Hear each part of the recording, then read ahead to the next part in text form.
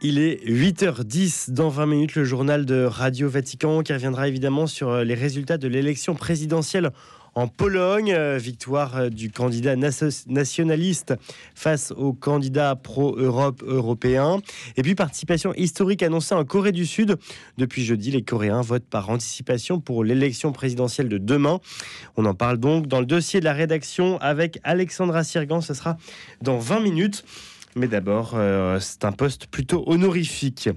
Mais dans un contexte international ultra tendu, chaque nomination compte. L'ONU se dote aujourd'hui d'un nouveau président pour son assemblée générale. L'élection a lieu à 14h dans un climat plutôt tendu pour l'organisation. Selon un mémo interne dévoilé jeudi dernier par l'AFP, l'ONU pourrait supprimer 20% de ses effectifs, soit des milliers de postes d'ici 2026. Mais à quoi servent encore les Nations Unies? Que peuvent-elles encore faire en Ukraine, à Gaza et ailleurs? Pour en parler, je reçois ce matin le général Dominique Trinquant. Bonjour. Bonjour.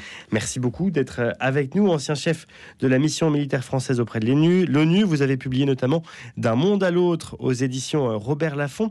Avant de venir aux Nations Unies à l'heure à venir, peut-être commencer avec ce qui se passe en Pologne. Le candidat nationaliste en tête avec 51% des voix.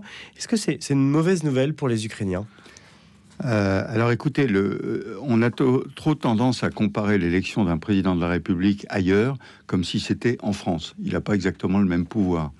Maintenant, cette élection en Pologne vient après une élection législative qui a donné le pouvoir aux pro-européens. Donc là, à une courte majorité, il faut le reconnaître, le président a été élu, ça va faire une balance des pouvoirs. Il pourra mettre son veto à un certain nombre de voix qu'il n'apprécierait pas. Ce qui montre au passage que nos opinions publiques sont très partagées, en particulier sur les problèmes sociétaux. On parle bien sûr de l'IVG, de l'avortement en Pologne, d'autres sujets de ce type-là. Donc l'opinion est partagée et il y a une balance des pouvoirs, disons. Donc conséquence pour l'Ukraine, pas certaine. L'Ukraine qui ce week-end a fait une grande opération d'envergure en Russie. Elle a réussi à toucher des cibles très lointaines. L'opération Toile d'araignée, ça peut paraître compliqué vu de France. C'est Pearl Harbor, ont annoncé certains observateurs. Est-ce que ce qui s'est passé ce week-end, c'était Pearl Harbor ? Alors, Pearl Harbor, peut-être pas, mais c'est une opération extrêmement importante, puisque un peu plus de 40 avions stratégiques russes ont été détruits sur des bases, y compris dans la profondeur du territoire russe, c'est-à-dire très loin de la capacité de frappe directe à partir de l'Ukraine. C'est une opération montée depuis très très longtemps, intelligente, dans laquelle des camions rentraient sur le territoire russe assez loin, et en fait ils avaient un faux plafond, et ce faux plafond s'ouvrant libérait des drones qui eux allaient frapper à courte portée. Donc c'est une opération remarquable sur le plan technique qui a été montée, et ce qui est intéressant, c'est qu'elle est montée la veille du jour où les Ukrainiens et les Russes se réunissent à Istanbul. Ouais, à Istanbul. Donc je pense que c'est une façon de marquer pour les Ukrainiens.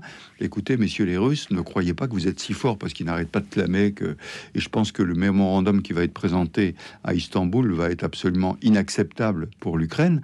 Et donc, c'est une façon de montrer aux Russes que eux sont vulnérables également. Parce qu'il y aurait un risque que les Russes se disent « on est tout puissant, on réussira à vous battre », donc ils arrivent en position de force pour la négociation. Là, pour l'Ukraine, c'est une occasion d'arriver eux aussi en position de force. Oui, c'est une occasion de montrer à la Russie sa vulnérabilité, parce que les Russes sont persuadés chez eux et chez nous, parce que tout le monde le dit, ça y est, les Russes gagnent et tout, ce qui est totalement faux.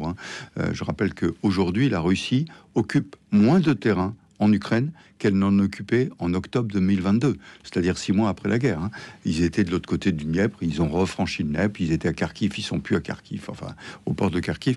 Donc il faut relativiser tout ça, même si l'Ukraine est dans une situation difficile, mais je pense que les Russes n'ont pas bien compris ce qu'ils ont réalisé en Ukraine. Ils ont réalisé une unité ukrainienne incroyable, depuis d'ailleurs, pas depuis 2022, depuis 2014, et les Ukrainiens ont envie de résister et montrent au passage à l'ensemble des populations européennes qu'il ne faut pas accepter ce changement de rapport de force. Mais cette opération Toile d'araignée, on dit qu'elle a permis 7 milliards de dégâts, 44 bombardiers détruits.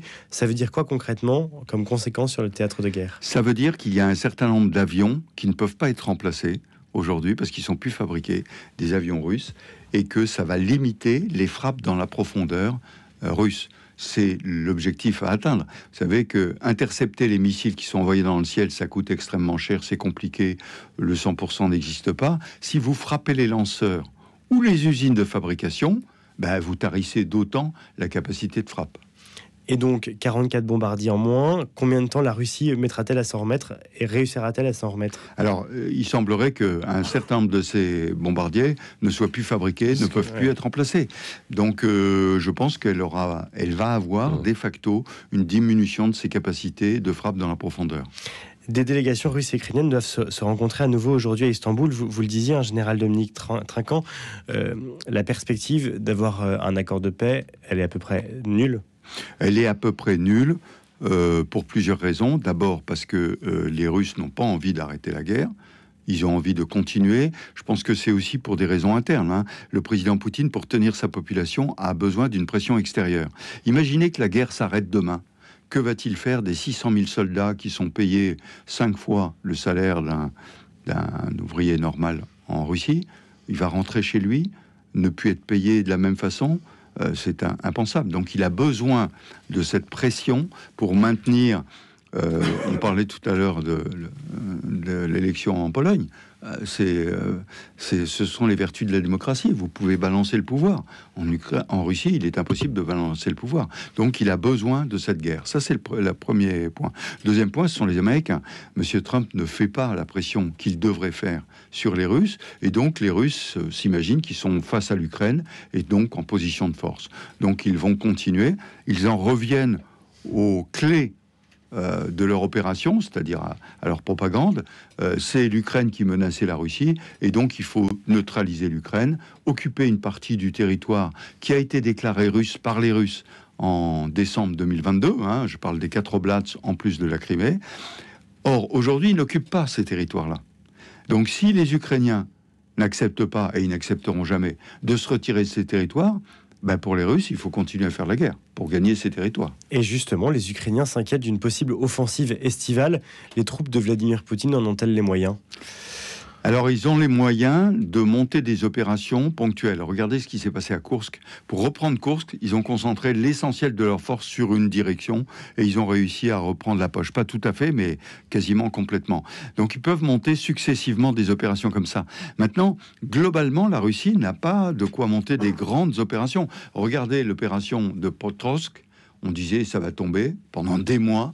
Potrovsk n'est pas tombé, alors ils sont beaucoup rapprochés, un peu comme ça s'est passé à Bakhmout. On disait Bakhmout, ça y est, Bakhmout va tomber, ça va être la ruée vers Kiev. Ça n'a jamais été la ruée vers Kiev. Donc ils ont la capacité de monter des opérations, en particulier parce qu'ils se moquent complètement des pertes humaines. La Russie perd énormément de soldats, mais c'est pas grave, elle continue. Et donc ça va être grave au bout d'un moment. Ça va être grave au bout d'un moment, mais pas sur le court terme. Ça va être grave sur le moyen terme. Ils recrutent des soldats un peu partout et ça va finir par peser parce que la démographie russe est aussi malade que la démographie ukrainienne. Je vous propose de vous rendre à présent sur un autre théâtre de guerre, à Gaza, général Dominique Trinquant. À Gaza, où jour après jour, on voit les alertes sur la famine. Ces derniers jours, l'ONU a beaucoup appuyé le fait que toute la population gazaoui était aujourd'hui victime de famine. Là non plus, on a l'impression qu'il n'y a aucun espoir de trêve, aucun espoir de paix. Non, et là aussi, il faut revenir au départ de la crise. Monsieur Netanyahou ne veut pas entendre parler de la Palestine. Le Hamas ne veut pas entendre parler d'Israël, donc ils ne peuvent pas s'entendre. Et aujourd'hui, la pression mise sur Gaza par monsieur Netanyahou vise à sortir les Palestiniens de Gaza. D'ailleurs, j'entendais la semaine dernière le maréchal Haftar en Libye qui annonçait qu'il était prêt à accueillir 1 million de Palestiniens, ce qui me paraît complètement improbable. Mais peu importe, on sent que c'est ça la porte de sortie. Et je pense que le Premier ministre, monsieur Netanyahou, est dans la difficulté parce que vous savez qu'au mois de juin, il doit y avoir une proposition à l'ONU entre la France et l'Arabie Saoudite. Et la manœuvre française est de faire reconnaître Israël par tous les pays arabes, ce qui retirerait un des arguments de monsieur Netanyahou. Et à partir de ce moment-là, les pays arabes diraient nous, on a reconnu Israël, reconnaissez la Palestine, ce qu'il est totalement dans l'impossibilité de faire. Il faut bien voir que monsieur Netanyahou en Israël aujourd'hui pourrait être mis en minorité. Il pourrait perdre le pouvoir. Or, pour lui, c'est impensable, pour des raisons personnelles. On sait très bien qu'il irait au tribunal, il serait poursuivi s'il n'était plus au gouvernement. Et puis, parce que ça arrêterait sa politique, qui a une logique, qu'on peut ne pas accepter, mais qui a une logique. Il n'y aura pas de Palestine. Général Dominique Trinquant, est-ce à dire que la politique de la France est donc assez maligne, assez fine, de s'allier avec l'Arabie Saoudite ? Oui, parce que c'est l'Arabie Saoudite qui peut faire. Faut se souvenir que l'attaque du 7 octobre est intervenue, dit-on, parce que l'Arabie Saoudite était proche de l'acceptation des accords d'Abraham et donc de rentrer dans le commerce et la discussion avec Israël. Naturellement, le 7 octobre et la suite ont arrêté tout ça. Aujourd'hui, il faut les faire revenir dans cette discussion. Et c'est l'Arabie Saoudite, avec ses milliards, qui peut effectivement faire pencher la balance. On ne compte plus les appels à la paix des Nations Unies à Gaza. Il y en a presque autant que d'appels à la paix du Vatican, d'ailleurs. Sauf que le Saint-Siège ne dispose pas de casque bleu. À quoi servent encore les appels à la paix des Nations Unies ? Alors d'abord, je voudrais revenir sur une question fondamentale. Qu'est-ce que sont les Nations Unies ? Les Nations Unies, c'est nous. Le Conseil de sécurité, ce sont 15 pays, 10 élus tous les 2 ans, 5 permanents, dont la France fait partie, et ce sont eux qui décident. Le secrétaire général des Nations Unies, lui, il donne une ambiance, il donne un point de vue, mais il ne décide rien.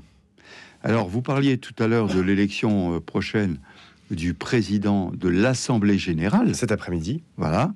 L'Assemblée générale des Nations Unies, ce sont 193 pays.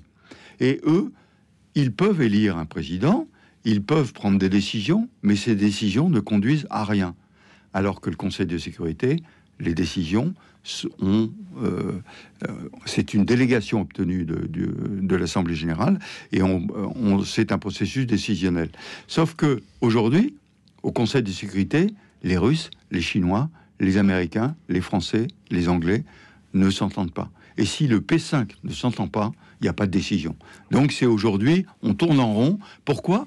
Parce que les rapports de force ont changé, qu'autrefois, les Chinois votaient comme les Russes. Les Russes, pendant un moment, se sont abstenus, ont considéré qu'ils avaient perdu la partie. Il faut se souvenir qu'avant les années 90, il n'y avait aucune décision du Conseil de sécurité, parce qu'ils ne s'entendaient pas. Donc on en est revenu à la situation pré-1990, avec un petit bémol en plus, c'est que M. Trump méprise totalement l'ONU, donc il n'y accorde pas d'importance.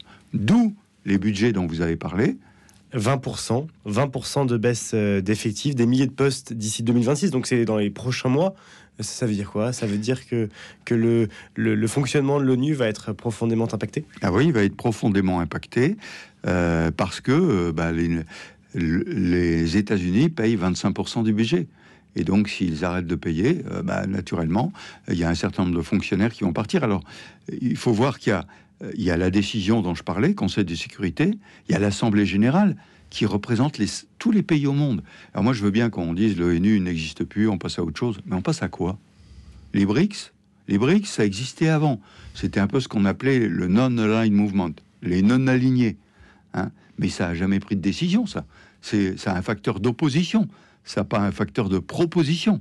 Et donc, aujourd'hui, remplacer les Nations Unies, pourquoi pas ? Mais on le remplace par quoi ? Et comment on organise ça ?